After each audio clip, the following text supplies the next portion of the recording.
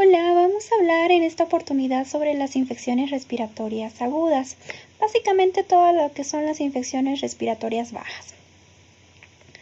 Entre ello vamos a comentar sobre la laringitis aguda, sobre la bronquiolitis y también sobre las neumonías adquiridas en la comunidad. Empecemos con la laringitis aguda. Es muy frecuente que en la sala de emergencias o en la consulta podamos ver niños que acuden por esta patología. Por ejemplo, a continuación podemos ver que en el siguiente caso viene un niño llamado Juan de 18 meses de edad que acude por presentar de inicio súbito tos perruna, signos de dificultad respiratoria y ruidos con la respiración. Al examen físico, el niño se encuentra llorando, combativo, con un estridor inspiratorio, tiraje moderado, diaforético.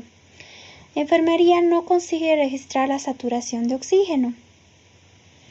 Entonces, este es un caso común que lo vamos a vivir a diario en la consulta, como les decía, o en la sala de emergencias, ¿no? Entonces, como pueden ver, con lo que estamos comentando este caso clínico, nos debemos poner a pensar cómo abordaríamos a este niño.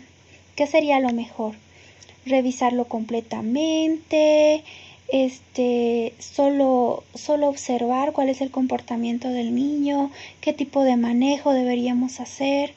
Entonces son muchas cosas que debemos ir tomando en cuenta porque los papás acuden estresados buscando ayuda en el personal médico para poder resolver de la mejor manera el problema del niño.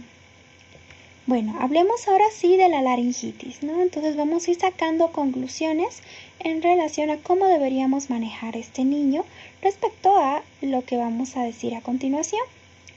Pues la laringitis es la causa común de obstrucción de la vía aérea superior. Y se dice que la incidencia es de 60 por cada 1000 niños entre 1 a 2 años.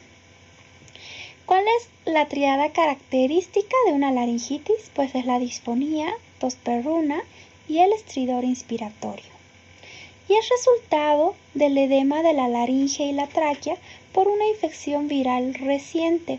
Por lo general, el agente más frecuente es el virus para influenza tipo 1. Como pueden ver en estos cuadros, los motivos de consulta de urgencias de pediatría en relación a frecuencia es básicamente en primer lugar la fiebre, en segundo lugar dificultad respiratoria, en tercer lugar vómitos y diarrea. Entonces, como podemos ver, tanto las infecciones respiratorias como las enfermedades diarreicas agudas son los motivos de consulta más frecuentes en esta área. Y si ven los diagnósticos que se realizan en mayor frecuencia, vemos que en primer lugar está el síndrome febril, en segundo lugar, como les decía, infección de vías respiratorias altas, esto en general, en tercer lugar, enfermedad diarreica aguda, y cuarto y quinto lugar en forma más específica, cuarto lugar está el asma y en quinto lugar la laringitis, ¿no? Entonces, como pueden ver, es una patología bastante frecuente en pediatría. Por eso la importancia de conocer más cómo debe ser el diagnóstico, manejo y qué recomendaciones debemos dar a los familiares, ¿no? Entonces debemos hacer una aproximación adecuada a identificación del paciente de riesgo. Dependiendo de esto, vamos a ver qué opciones terapéuticas tenemos. ¿Será un niño que requiere oxígeno, aire húmedo, el uso de corticoides, ya sea sistémicos o nebulizados, o adrenalina nebulizada u otras recomendaciones? Es muy importante cuando hablamos de laringitis hacer un diagnóstico diferencial. Esto entre enfermedades infecciosas supraglóticas o infraglóticas, ¿ok? Cuando hablamos de supraglóticas, entre las causas infecciosas está la epiglotitis, el absceso retrofaringeo, el absceso periamigdalino y el síndrome mononucleósido. Y entre las no infecciosas tenemos la obstrucción por un cuerpo extraño, algún traumatismo, edema angioneurótico, la ingestión de cáusticos y o neoplasias. Y respecto a diagnósticos de origen infraglótico, entre las infecciosas tenemos la traqueitis bacteriana y entre la no infecciosa también se encuentra la obstrucción por cuerpo extraño, la laringotraqueomalacia, la compresión extrínseca de la vía aérea, ya sea por una tumoración, y el croup espasmódico. Entonces, en esta tablita podemos diferenciar los cuadros de obstrucción de la vía aérea superior más frecuentes. Esto comparándolo con la laringitis viral. Entonces, como pueden ver en la laringitis viral, la edad es más frecuente entre los 6 meses y 3 años. Se caracteriza por catarro de vías altas, es de inicio gradual, puede haber disfagia como no puede haber fiebre como también puede estar ausente. Lo que sí es muy característico es la presencia del estridor. No existe babeo, existe una postura normal y en la radiografía vemos una estenosis subglótica. Por otro lado, la laringitis espasmódica suele ser más frecuente entre los 2 a 6 años de edad, no tiene prodromos, es de inicio brusco, no puede haber disfagia, no hay fiebre, sí puede presentar estridor, no hay babeo, la postura es normal y en la radiografía puede haber una estenosis subglótica o una radiografía normal. Respecto a la epiglotitis aguda, esta se presenta entre los 2 años a 5 años. No existe prodromos de vías altas, el inicio es brusco. Sí existe disfagia muy importante. La fiebre suele ser elevada, sí existe presencia de estridor, babeo. El niño adopta una postura sentada. Y en la radiografía existe una supraglotis agrandada. Respecto a la traqueitis bacteriana, esta suele ser frecuente entre los 2 años a 10 años de edad. Presenta un catarro agudo de inicio variable, con presencia o no de disfagia, fiebre elevada, estridor importante, puede o no existir babeo, la postura es variable y por lo general en la radiografía existe una irregularidad subglótica. Y comparándolo con el absceso retrofaringeo, este se presenta en niños mayores de 5 años, asociado a una faringitis aguda y de inicio lento. Existe disfagia, la fiebre puede ser variable, existe menos frecuencia de presentar estridor, pero sí son niños que tienden a babear. Y la postura es variable y en la radiografía se encuentra una retrofaringe ensanchada.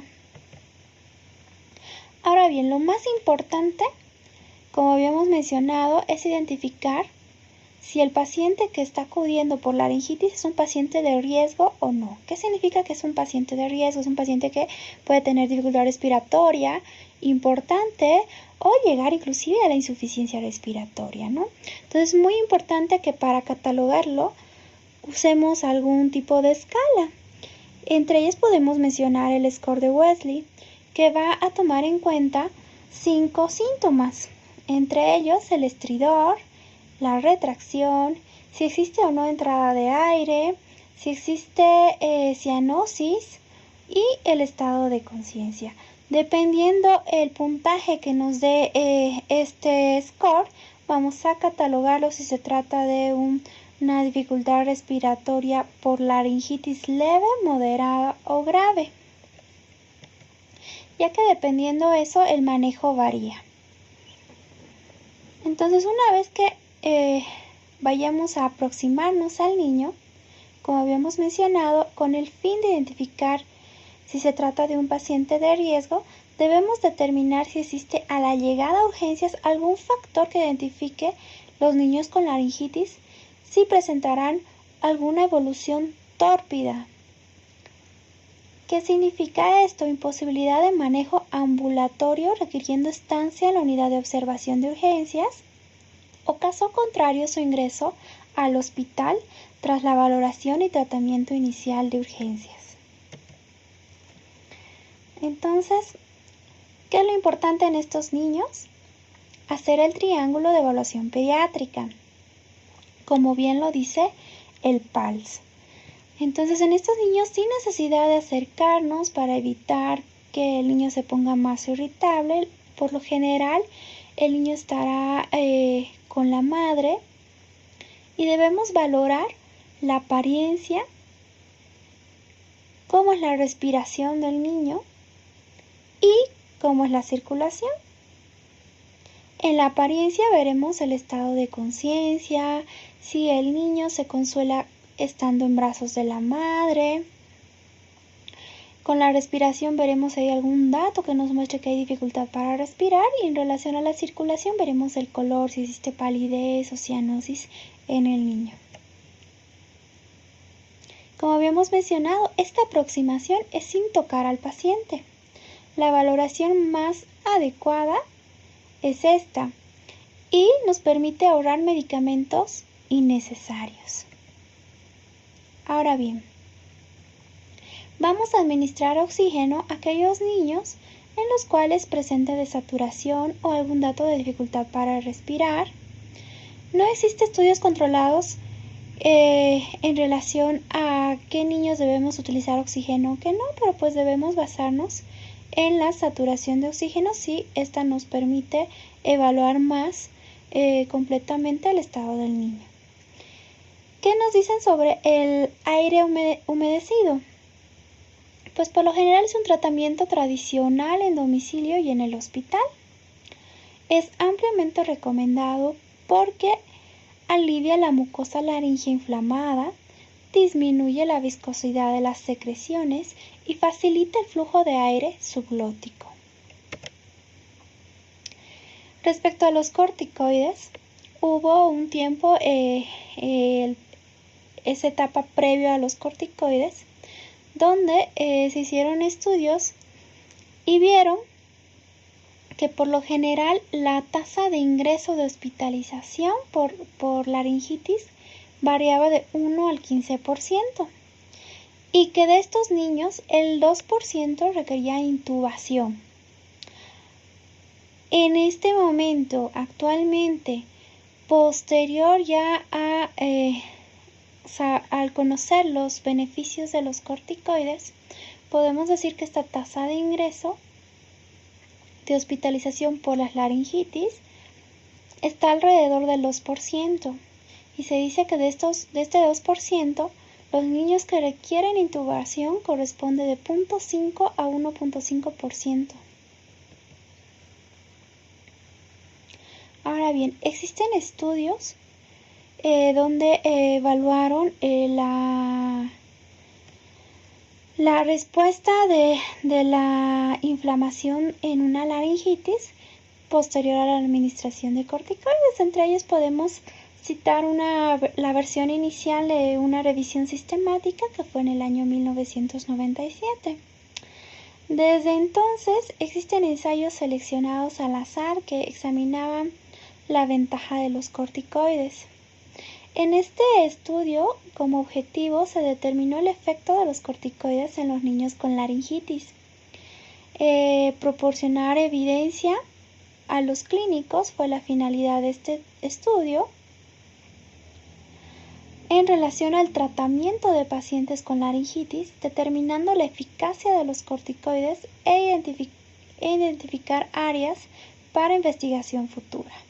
Se tomaron 3.736 pacientes y pues como nivel de evidencia 1A concluyeron tras este estudio que la dexametasona y budesonide son eficaces para aliviar los síntomas de la laringitis a las 6 horas de administrar el tratamiento. Disminuye las reconsultas y o readmisiones y la duración de la estancia en el hospital y a la vez disminuye la necesidad del uso de la adrenalina. como podemos ver en esta gráfica, vemos que utilizaron en su estudio budesonide, dexametasona, y ambas la compararon con placebo. Como pueden ver, la dexametasona tuvo una mejor respuesta en relación al placebo. Esto entre las 6 a 24 horas posterior a su administración, al igual que el budesonide. En esta otra gráfica demuestran que la dexametasona oral puede ser superior a la dexametasona intramuscular.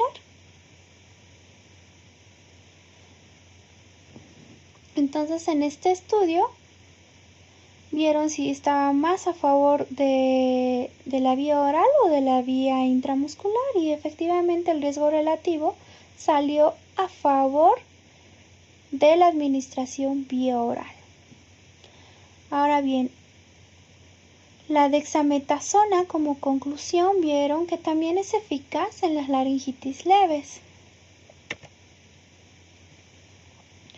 Ahora bien, sabiendo que el uso de los corticoides es beneficioso en los casos de la laringitis, debemos saber qué tipo de corticoide y por qué vía lo vamos a administrar. Se dice que la efectividad es similar vía oral o parenteral, como habíamos visto. Y pues es preferible el corticoide sistémico en aquellos niños en los cuales tienen dificultad respiratoria importante. Otra medida que tenemos a la mano es la budesonida nebulizada.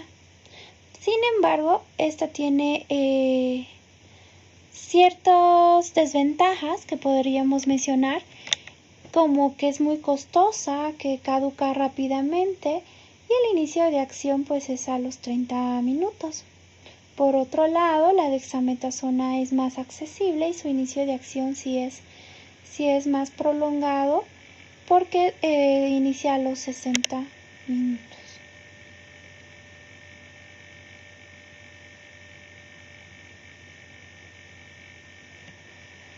¿Qué podemos decir acerca de los agonistas adrenérgicos nebulizados? Pues por lo general todo niño que ingresaba con laringitis se le administraba adrenalina a su ingreso. Sin embargo, el 35% de estos niños que ingresaban y que utilizaban la adrenalina como primera medida de tratamiento, vieron que reaparecía la sintomatología a las 2 horas de recibirla, sin corticoide previo. Entonces se hicieron varios estudios, entre ellos este que les comento, cuyo objetivo fue establecer una dosificación eficaz y segura, un régimen de tratamiento, y repasar específicamente la evidencia para la hipótesis siguiente: los agonistas adrenérgicos nebulizados en la laringitis moderada severa son eficaces para aliviar la obstrucción de la vía aérea superior. La actualización más reciente que apoya el uso de los agonistas adrenérgicos fue el 21 de mayo del 2005. Y sugieren utilizarla como rescate hasta que comienzan a actuar los corticoides. Por eso que como medida de tratamiento en una laringitis se debe primero administrar el corticoide, dexametasona, por ejemplo, intramuscular, y luego administrar las nebulizaciones con adrenalina. Por lo general, siempre se debe mantener bajo observación a estos niños durante 2 horas, y alrededor del 5% de los pacientes que reciben el alta tras recibir adrenalina y dexametasona se dice que vuelven a consultar por la misma sintomatología. Entonces, en esta gráfica tenemos los puntos clave en el manejo de la laringitis. Como pueden ver, el oxígeno es muy importante en aquellos niños que desaturan o que tienen algún grado de dificultad respiratoria. Por lo general usamos mascarillas faciales y les mantenemos con un flujo de 4 litros para arriba por minuto. Respecto a los corticoides, como habíamos mencionado, pueden ser corticoides orales, sistémicos o nebulizados, ¿no? Entre el corticoide sistémico oral podemos usar la dexametasona de 0.15 a 0.3 miligramos kilo, o si vamos a administrar la intramuscular, lo podemos administrar una dosis de 0.6 miligramos kilo dosis.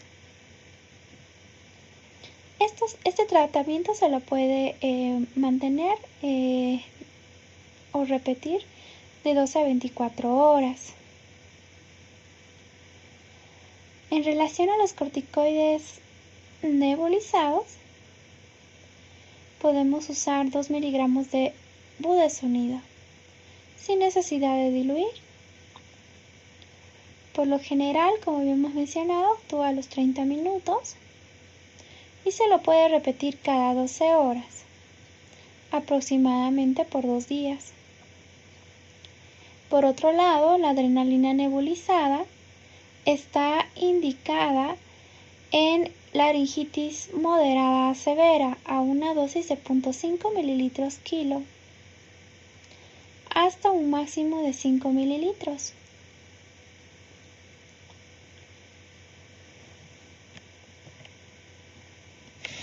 En esta imagen podemos observar la obstrucción de la vía aérea superior. Esta es la imagen en punta de lápiz, característica de la laringitis. Ahora bien, como les había mencionado, es muy importante utilizar una escala, porque dependiendo cómo clasifiquemos las escalas, ya sea que utilicemos una escala de Wesley o de Taussig, básicamente va a depender el tratamiento. Por ejemplo, este es solo un ejemplo. En el caso de que utilicemos la escala de Taussig y la clasificamos como una laringitis leve, esto implica que tiene estridor, puede haber tos perruna, pero no hay datos de dificultad para respirar ni tampoco el niño presenta un aspecto tóxico. Por ende, el tratamiento será la humidificación y el uso de dexametasona vía oral a una dosis de 0.15 miligramos kilo. O, en caso contrario, la budesonide en forma nebulizada. Le daremos de alta con recomendaciones de signos de alarma de acuerdo a ellos para que los padres puedan volver. O, caso contrario, realicen su control a las 48 horas. Ahora bien, si se trata de una laringitis moderada, esto implica que hay estridor moderado en reposo, tiraje subintercostal moderado, taquipnea, entonces deberemos usar budesonide o adrenalina nebulizada. Si utilizamos la adrenalina, está recomendado utilizar la dexametasona vía oral o intramuscular. Si existe mejoría, pues lo observaremos durante 3 a 4 horas. Si no existe mejoría, continuaremos administrando la adrenalina nebulizada. Esto en 3 oportunidades cada 15 minutos. Y de acuerdo a eso lo vamos a mantener bajo observación durante 3 a 4 horas. Si no existe mejoría, pues se lo deberá mantener bajo observación y valorar su ingreso hospitalario. Se deberá también ver la posibilidad de que si esto va progresando hacia una laringitis grave, pues la necesidad de su ingreso a la terapia intensiva. Ahora bien, en una laringitis grave, esto implica un aspecto tóxico, taquipnea y tiraje grave, estridor marcado, cianosis, alteración del estado de conciencia. Entonces, en estos niños deberemos utilizar adrenalina nebulizada con budesonide o dexametasona intramuscular y endovenoso. Si pues el niño está muy deteriorado, inclusive está indicado el uso de prednisolona miligramo kilo cada 12 horas vía oral. Si no existe mejoría, pues solicitaremos la interconsulta a terapia intensiva. Ahora bien, hablemos ahora de la bronquiolitis, que es otra de las patologías frecuentes. Pues la bronquiolitis es la inflamación de los bronquiolos, producida también por una infección viral. Es una infección del tracto inferior más frecuente en menores de 2 años de edad, cuyo agente infeccioso es el virus sincitial respiratorio. Entonces, ¿cuáles son los objetivos para entender este tema? Es reconocer la presentación clínica, es actualizar recomendaciones en el diagnóstico y tratamiento en base a la Academia Americana de Pediatría, evaluar la eficacia de las intervenciones terapéuticas y explicar el pronóstico del diagnóstico y riesgo de recurrencia. Ahora bien, ¿cómo podemos definir bronquiolitis? Pues es el primer episodio de sibilancias en menores de 2 años con antecedente de infección respiratoria viral. Anteriormente se hablaba mucho de los criterios de McConkie, que consistía en los siguientes 5 criterios. Primero, disnea respiratoria de comienzo agudo, edad inferior a 24 meses, signos de enfermedad respiratoria viral, con o sin indicios de distrés respiratorio, neumonía o atopía, y que debe ser el primer episodio. Respecto a la epidemiología, se dice que más de 90.000 hospitalizaciones por año existen en Estados Unidos. El principal factor de riesgo es la edad, menores de 1 año y principalmente menores de 3 meses. Es más frecuente también en el sexo masculino, en niños con inmunodeficiencias o malnutrición, en aquellos niños prematuros que desarrollaron distrés respiratorio neonatal o en aquellos con una cardiopatía congénita no corregida, aquellos con alguna neuropatía crónica o malformaciones de vías respiratorias, el estar en contacto con personas en el domicilio que tengan antecedentes de tabaquismo y la ausencia de lactancia materna.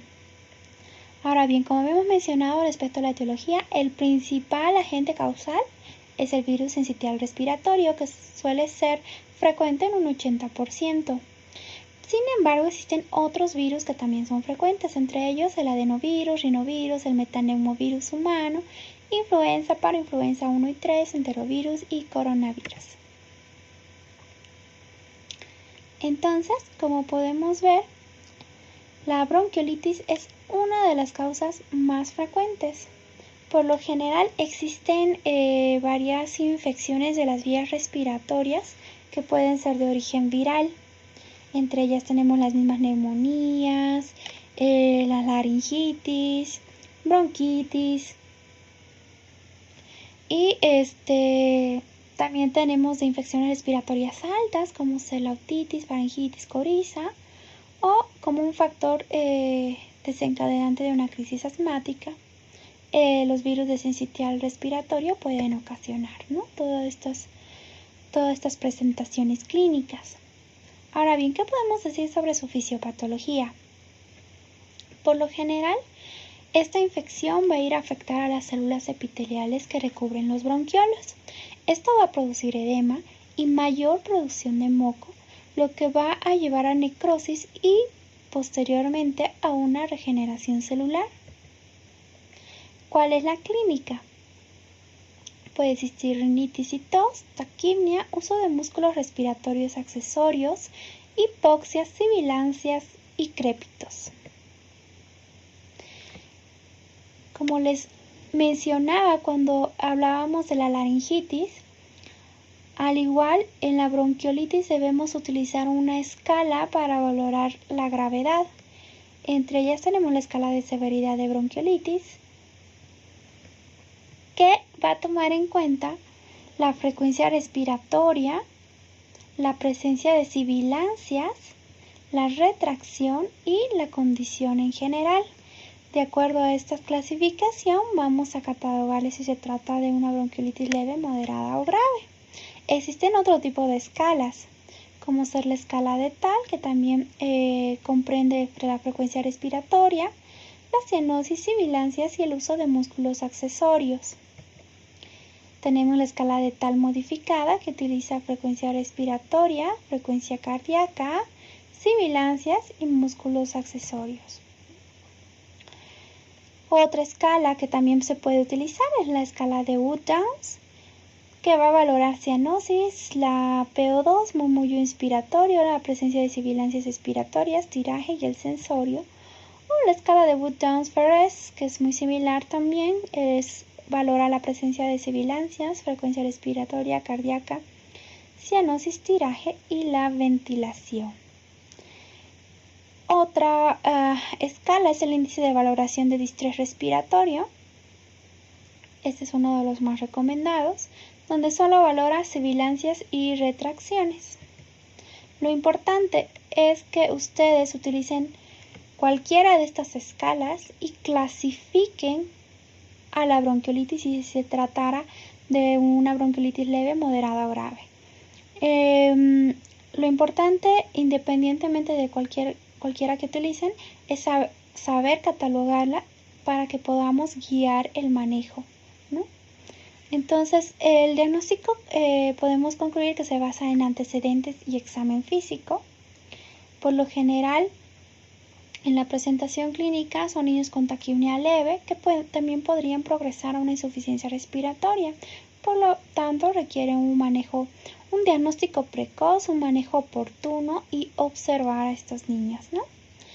Existen parámetros de significación clínica, entre ellos la taquipnea, el esfuerzo respiratorio y la hipoxia.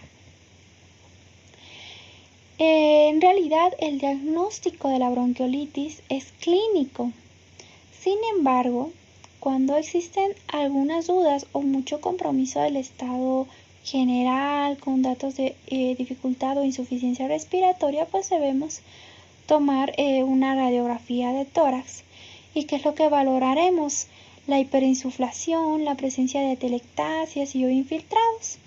Solicitaremos también una biometría hemática en aquellos niños que nosotros consideremos que requiera algún ingreso hospitalario. Una vez ya hospitalizados los niños, solicitaremos un IFI viral o ELISA. Ahora bien, el tratamiento se basa básicamente en 3 pilares: en la hidratación, nutrición y oxigenación. Como ayudantes tenemos los broncodilatadores, entre ellos la epinefrina y el albuterol. Y tras la administración del tratamiento debemos valorar cada cierto tiempo si existe disminución del esfuerzo respiratorio, si existe disminución de la frecuencia cardíaca y si existe mejoría de la hipoxemia.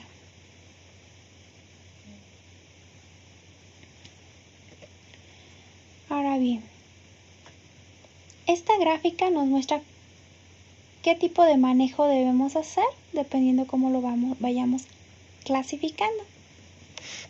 Como habíamos mencionado, es muy importante tomar en cuenta antecedentes y síntomas, además del examen físico. Por otro lado, tras la evaluación inicial, deberemos tomar en cuenta factores de riesgo, aplicar un score clínico y tomar en cuenta la oximetría. Es importante que en esta primera parte veamos que existe desobstrucción nasal y evaluación de la situación basal. Una vez realizado todo esto, realizaremos la clasificación aplicando este score clínico y lo clasificaremos como una bronquiolitis leve, sin factores de riesgo, en los cuales el tratamiento es ambulatorio. Y deberemos permeabilizar la vía aérea superior, deberemos orientar sobre la alimentación, administrar antitérmicos si tiene fiebre y en algunos casos se valorará el uso del salbutamol. Si el score nos sale que se trata de una laringitis moderada y o existe un factor de riesgo relativo, pues deberemos dar el tratamiento en la sala de urgencias y mantenerlo bajo observación. A la vez, permeabilizaremos la vía aérea superior, administraremos oxígeno si es necesario y administraremos nebulizaciones con, como hemos mencionado, con adrenalina o, caso contrario, con salbutamol y valoraremos la respuesta. Ahora bien, si se trata de una bronquiolitis grave con factores de riesgo o no, deberemos hospitalizar a estos niños. Deberemos mantenerlos monitorizados, permeabilizando la vía aérea superior, administraremos fluidoterapia a través de una vía endovenosa y continuaremos con el tratamiento de las nebulizaciones. Como conclusiones podemos mencionar lo siguiente. Se debe diagnosticar la bronquiolitis en base a antecedentes y examen clínico. Este es un nivel de evidencia B. Se debe evaluar factores de riesgo. No administrar de rutina broncodilatadores y corticoides. No indicar fisioterapia respiratoria. Todos estos puntos son niveles de evidencia B. Y la oxigenoterapia solo si existe desaturación es un nivel de evidencia D. Ahora bien, la descontaminación de manos como medida más importante para prevenir la diseminación intrahospitalaria es importante. Es un nivel de evidencia B. No se debe exponer a los lactantes al tabaquismo pasivo. Es otra recomendación bastante importante, nivel de evidencia B. Se recomienda el amamantamiento para disminuir el riesgo de infecciones respiratorias inferiores, nivel de evidencia C. Y el palivizumab en lactantes con antecedentes de prematuridad, neumopatía crónica o cardiopatía crónica está recomendado con un nivel de evidencia A.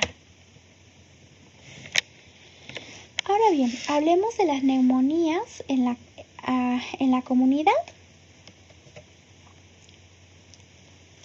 Pues se dice que es la presencia de fiebre, síntomas respiratorios agudos o ambos, más evidencia de infiltrados parenquimatosos en la radiografía de tórax. Por tanto, la neumonía adquirida en la comunidad es una infección aguda del parénquima pulmonar adquirida fuera del ambiente hospitalario. El diagnóstico usualmente requiere del antecedente o hallazgo físico de un proceso infeccioso agudo con fiebre y signos y síntomas de dificultad respiratoria o evidencia radiológica de un infiltrado pulmonar. Se dice que aproximadamente 150 millones de episodios anuales entre menores de 5 años en países de desarrollo presentan neumonía, 95% del total mundial. 11 a 20 millones requerirán hospitalización y más de 2 millones morirán, 1 de cada 5 niños. Por lo general mata a un mayor número de niños y niñas que cualquier otra enfermedad. Más del 50% de casos y 84% del total de muertes a nivel mundial ocurren en Asia Meridional y África subsahariana. Como pueden ver en este estudio, las causas más frecuentes de enfermedades en niños menores de 5 años que causa mortalidad son, en primer lugar, la neumonía y en segundo lugar la enfermedad diarreica aguda. Se dice que en 53% de casos está implicada la desnutrición.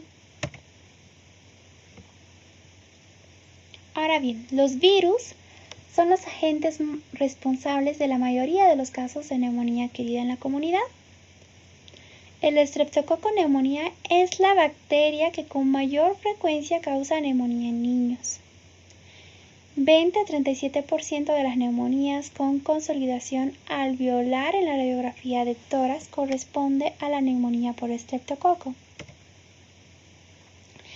En estas gráficas en estas tablas podemos ver los diferentes agentes etiológicos relacionados a las neumonías, ¿no?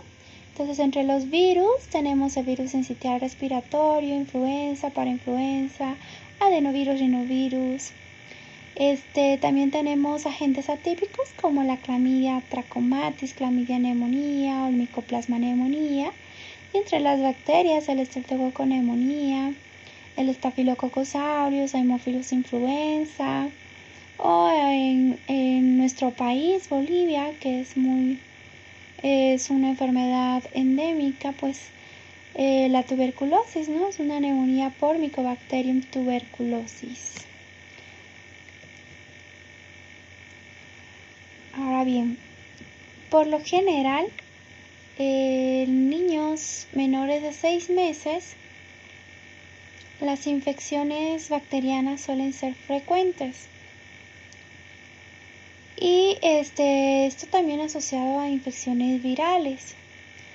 Según va aumentando la edad, las infecciones por bacterias van haciéndose más frecuentes.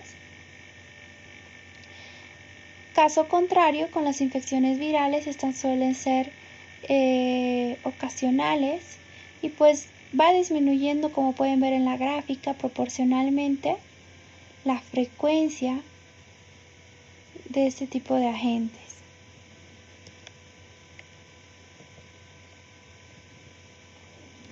Ahora bien, dependiendo la edad, podemos ver qué tipo de agente etiológico será más frecuente que produzca la neumonía en la comunidad.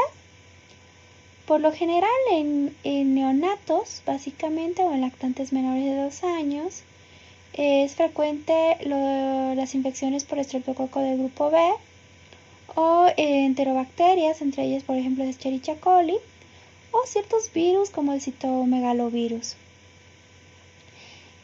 También es frecuente las infecciones por Listeria monocitogenes. Ahora bien, entre las 3 semanas y los 3 meses son frecuentes las infecciones por Clamidia trachomatis, que por lo general producen neumonías afebriles, el virus sincitial respiratorio, el virus para influenza, y va aumentando la frecuencia de estreptococoneumonía como agente, ¿no?, etiológico. También tenemos la Bordetella pertussis y el Staphylococcus aureus. Entre los 4 meses y 4 años, continúa siendo frecuente el virus sincitial respiratorio, influenza y parainfluenza. Es más frecuente en relación a las bacterias el Streptococcus-neumonía, la Haemophilus influenza, el Mycobacterium tuberculosis y el Mycoplasma neumonía. Y entre los 5 a 15 años suele ser frecuente las infecciones por agentes atípicos como el Mycoplasma y la Clamidia. Y pues también existe cierto número que compromete a estos agentes, como son el Streptococcus-neumonía y el Mycobacterium tuberculosis. Ahora bien, en esta gráfica podemos ver que por lo general el 34% corresponde a infecciones bacterianas aisladas, y el 21% puede ser una infección viral que posteriormente se sobreinfecta. En un 23% se encuentran infecciones virales múltiples, varios agentes virales. Y en un 3% esas infecciones bacterianas múltiples. En relación a los virus, en un 25% se encuentran las infecciones por influenza A, seguidas de las infecciones por adenovirus, parainfluenza y rinovirus. Ahora bien, la resistencia al neumococo parece ser cada vez mayor con el pasar de los años. En un estudio llevado a cabo en 4 hospitales en Lima, en lactantes sanos de 2 meses a 2 años, se encontró que el 28% eran portadores nasofaringios de neumococo. De estos, el 47% eran resistentes a la penicilina, 57% al cotrimoxazol y 35% a la citromicina. El porcentaje de portadores nasofaringios de neumococo se correlaciona con el nivel de enfermedad causada por estas cepas, resistencia a eritromicina, macrólidos y cefalosporinas. En un estudio de vigilancia llevado a cabo en 16 centros hospitalarios en Lima durante 2 años, se identificaron 101 episodios de enfermedad neumocócica invasiva, de los cuales 48% correspondió a casos de neumonía. 23% eran resistentes a la penicilina, 76% al cotrimoxazol, 25% a la eritromicina, 12% al cloranfenicol y a la ceftriaxona. Por tanto, existe relación entre el consumo de antibióticos individualmente y en la comunidad con presencia de neumococos resistentes a la penicilina, que son los portadores nasofaringeos.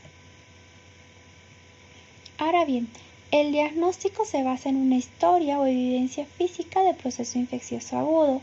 Deberemos valorar la presencia de fiebre, tos, signos y síntomas de dificultad respiratoria, además de una evidencia radiológica de un infiltrado pulmonar agudo, junto con hallazgos auscultatorios consistentes con neumonía, como es la disminución o ausencia del murmullo vesicular y la presencia de crepitantes localizados. Ahora bien, de acuerdo a la Organización Mundial de la Salud, para hacer el diagnóstico de neumonía debe haber tos o dificultad respiratoria más taquipnia. Puede haber signos auscultatorios de neumonía, entre ellos crepitantes, disminución del murmullo o respiración soplante. Una neumonía grave consiste en la presencia de tos o dificultad respiratoria y al menos uno de los siguientes signos: tiraje subcostal, aleteo nasal, quejido respiratorio, además algunos o todos los otros signos de neumonía que pueden estar también presentes. La neumonía muy grave consiste en tos o dificultad respiratoria y al menos uno de los siguientes signos: cianosis central, incapacidad para alimentarse o beber, vómitos, convulsiones, letargia o coma, dificultad respiratoria severa. Además puede presentar algunos o todos los otros signos de neumonía o neumonía grave. Por tanto, en la valoración clínica deberemos considerar la posibilidad de neumonía en cualquier niño con inicio agudo de fiebre y síntomas respiratorios. La historia clínica inicial deberá incluir la edad del niño, la estación del año, la inmunización previa, la antibiótico-terapia previa y la exposición a la tuberculosis al ser un país endémico en esta enfermedad. El examen físico deberá incluir la apariencia general del niño, la frecuencia respiratoria y el esfuerzo expiratorio. Estos son los criterios para taquipnia según la edad, de acuerdo a la Organización Mundial de la Salud. Entre los 2 y 12 meses, por lo general, valores normales comprenden entre 25 y 40 respiraciones por minuto. Se dice que existe taquipnia cuando ésta está presente más de 50. Entre 1 y 5 años, cuando existe mayor a 40, y en mayores de 5 años, cuando el valor de la frecuencia respiratoria es mayor a 38. La taquipnia puede no estar presente en un niño con retracciones pronunciadas u otros signos de incremento del trabajo respiratorio. Ahora bien, se dice que tiene mejor valor predictivo positivo el aleteo nasal en niños menores de 12 meses, cuando existe saturación menos del 94%, taquipnia, tirajes y retracción subcostal. Ningún hallazgo clínico solo es útil en determinar si el niño tiene o no tiene neumonía. Las combinaciones de hallazgos clínicos son más predictivos, por ende debemos ir integrando todos estos datos para el diagnóstico de la neumonía y valorar la presencia de dificultad respiratoria y o insuficiencia respiratoria. Deberemos evaluar al niño con el concepto de que un pequeño porcentaje de pacientes menores de 5 años puede presentarse sin signos de enfermedad respiratoria. En niños sin evidencia sugestiva de neumonía u otro foco con fiebre alta y leucocitosis, se encontró neumonía en el 26% y puede presentarse como dolor referido al abdomen o como fiebre sin foco. La radiografía de tórax no es útil para diferenciar la etiología viral de la bacteriana. Sí es una guía, pero no nos va a diferenciar totalmente si se trata de una infección viral o bacteriana. Por eso es muy importante que nosotros integremos la clínica, los laboratorios, la radiografía. Muchas neumonías neumocócicas tienen infiltrado multilobar. en una revisión de 257 episodios de neumonía neumocócica, encontró cultivo positivo. 85% tenían infiltrado lobar, 75% de estas multilobar y 29% cursaban con efusión pleural. Entonces aquí tenemos una imagen de neumonías bacterianas, patrón alveolar.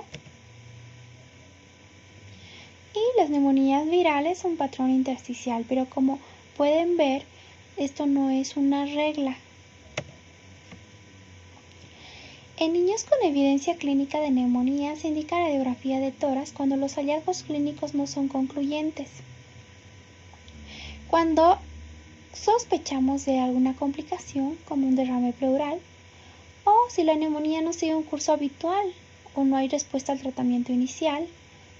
En nuestro país muy importante cuando existe sospecha de tuberculosis pulmonar o contacto con un sintomático respiratorio, o niños que van a ser hospitalizados. Su disponibilidad no debe retardar el inicio de tratamiento, eso es muy importante. Se debe considerar la radiografía de tórax en menores de 5 años con fiebre mayor a 39 grados centígrados, leucocitosis mayor a 20.000 sin foco aparente y 26% pueden tener evidencia de radiografía de neumonía. Por eso es importante valorar estos datos. Otros autores la recomiendan en lactantes febriles únicamente en presencia de dificultad respiratoria. Se recomienda no solicitar radiografías laterales de rutina, excepto en sospecha de tuberculosis. Respecto a los exámenes de laboratorio, los lactantes de fase aguda no distinguen si la etiología es bacteriana y viral en niños. Nos ayudan como guía para valorar la evolución de la patología. Por lo tanto, no deben ser medidos de rutina. Es muy importante solicitar un hemograma para ver la presencia de leucocitos y la fórmula leucocitaria, y así decidir el uso de antibióticos en los que requieren hospitalización o cuya evaluación clínica no es concluyente. Por lo general, se dice que la proteína C reactiva cuando es mayor a 35-60 miligramos litro es más frecuente en etiología bacteriana. Se recomienda que los cultivos de sangre no sean rutinariamente obtenidos. Solo el 5 al 10% de hemocultivos serían positivos en niños con neumonía, excepto en pacientes que requieren hospitalización. Cultivos, estudios virales rápidos o exámenes serológicos para patógenos específicos no deben ser de rutina porque los resultados usualmente no afectan las decisiones del tratamiento inicial, sí son útiles en la parte epidemiológica. PPD y otras pruebas serán dirigidas a niños con historia de contacto con sintomático respiratorio y se deberá solicitar este PPD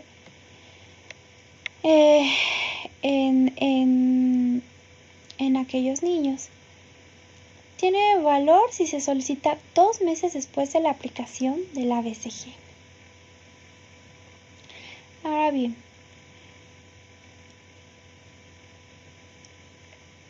existe, como habíamos mencionado, entre las posibilidades etiológicas, la etiología bacteriana y la viral y la atípica. Y existe ciertos datos que nos pueden orientar más si se trata de una neumonía bacteriana o viral o por atípicos. Entre ellos se dice que la instalación de la neumonía por lo general es brusca cuando se trata de una neumonía bacteriana. Por otro lado, la viral o la atípica pues suele ser progresivo. Por lo general tiene una fase tóxica, la tos es bastante frecuente, tiene temperatura alta, mayor a 38.5 grados, existen datos de consolidación. En los laboratorios se muestra leucocitosis con predominio de polimorfonucleares y en la radiografía se ve condensación alveolar cuando se trata de una infección bacteriana. Respecto a la viral o por atípicos, por lo general mantienen un buen estado general, la tos suele ser paroxística, la fiebre puede estar presente pero no es muy alta. La presencia de consolidaciones es menos común y existe un predominio por mononucleares. Por lo general, en la radiografía de tórax se observa un infiltrado intersticial alveolar. Como habíamos mencionado, pues sí puede variar, no es una regla, pero todos estos datos te pueden orientar a ver si le vas a iniciar antibióticos si se trata de una neumonía bacteriana o mantener una postura más conservadora si se trata de una infección viral. Y en caso contrario, si se trata de una infección por atípicos, pues darle igual el tratamiento que corresponde.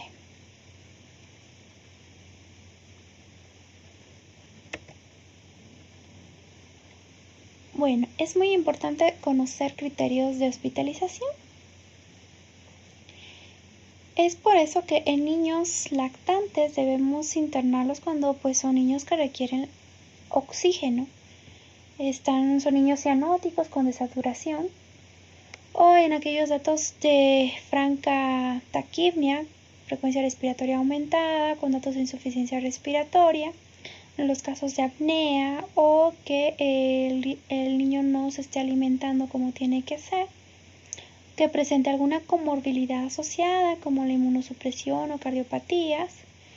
También es una indicación que los familiares no sean capaces de proporcionar el cuidado apropiado a estos niños o que no puedan cumplir con administrar el tratamiento que requieren.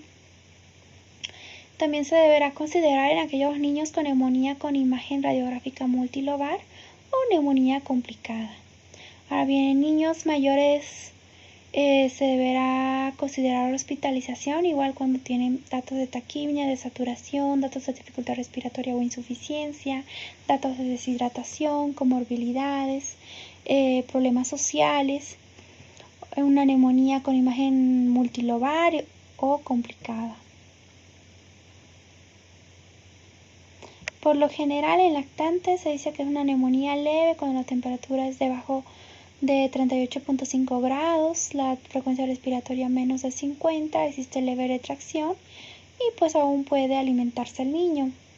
Se trata de una neumonía severa, lo contrario, cuando existe temperatura alta, con taquipnia, datos de dificultad respiratoria, cianosis, apnea y que el niño se encuentra inapetente.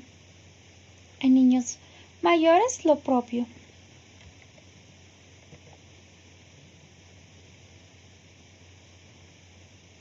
Ahora bien, podemos clasificar la neumonía en una neumonía leve, una neumonía severa, una neumonía muy severa.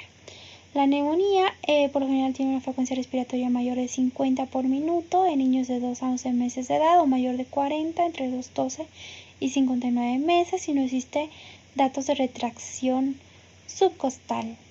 En la neumonía severa sí existe la presencia de retracción con o sin respiración rápida y en la neumonía grave, muy grave, existe incapacidad de beber, la presencia de convulsiones, cianosis central, sueño anormal, dificultad para despertarse, estridor en niños tranquilos o malnutrición severa clínica. Los niños clasificados como neumonía severa y neumonía muy severa requieren hospitalización. Se recomienda el uso de oxímetro de pulso en casos de neumonía. Si no se dispone de oxímetro, el examen clínico tiene cierto valor para predecir hipoxemia, la incapacidad para beber, comer o llorar, la taquipnia o la presencia de retracciones.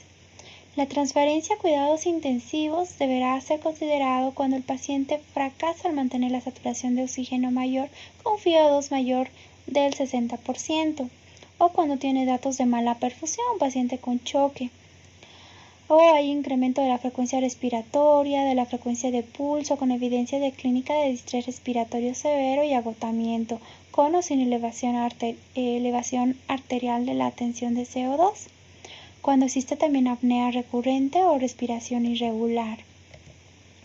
Ahora bien, el tratamiento respecto a las medidas de sostén deberemos mantener la alimentación si es posible o darle las soluciones de base que requiera.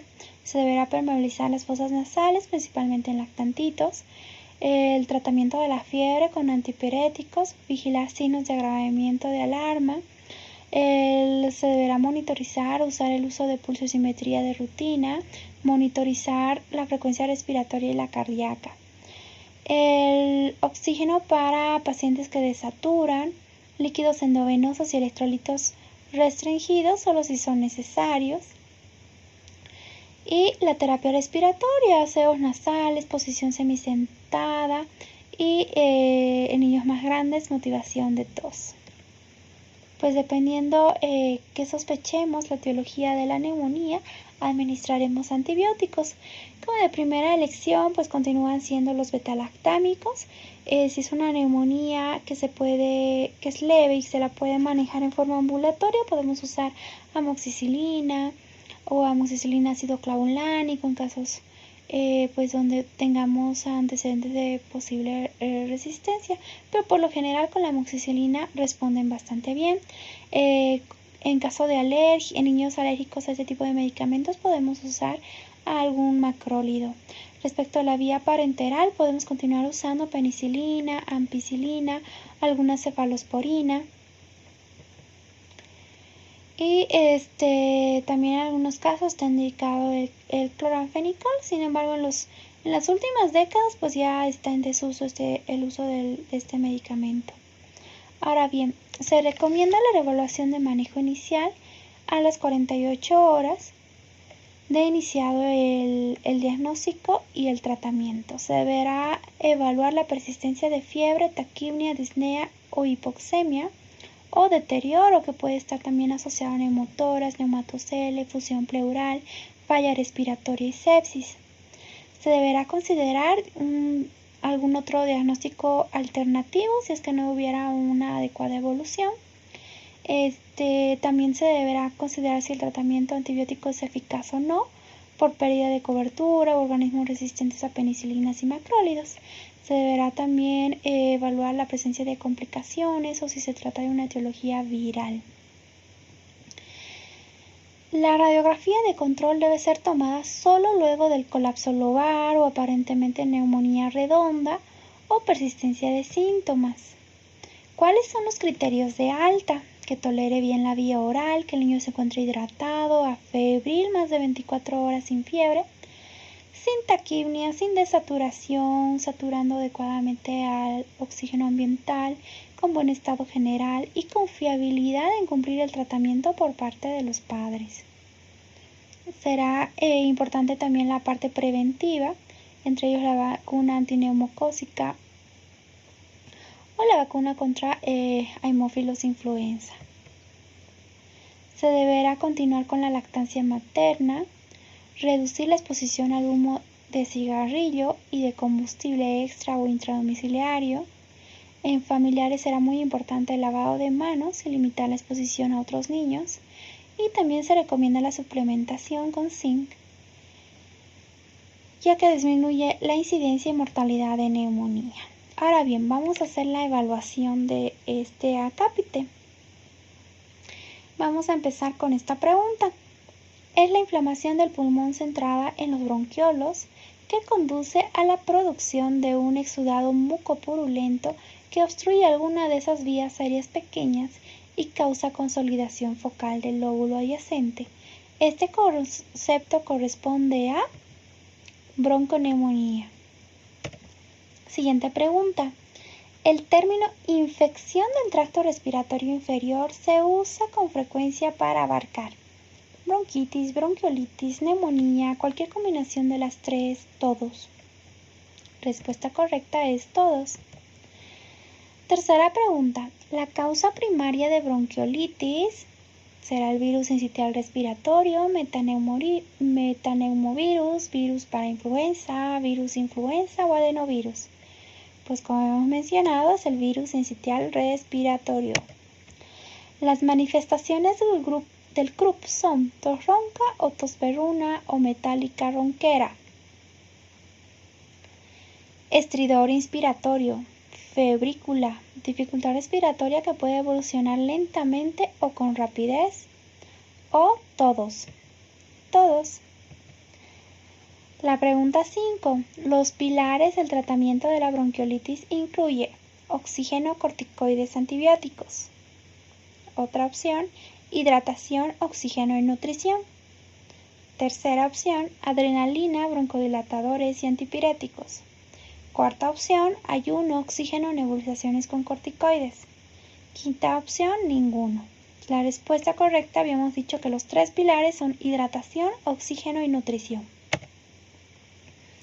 Ahora bien, la laringitis viral se caracteriza se presenta entre 6 meses y 3 años, se presenta en mayores de 5 años, por lo general adoptan una posición sentada, en la radiografía se observa la retrofaringe ensanchada o el estridor es poco frecuente.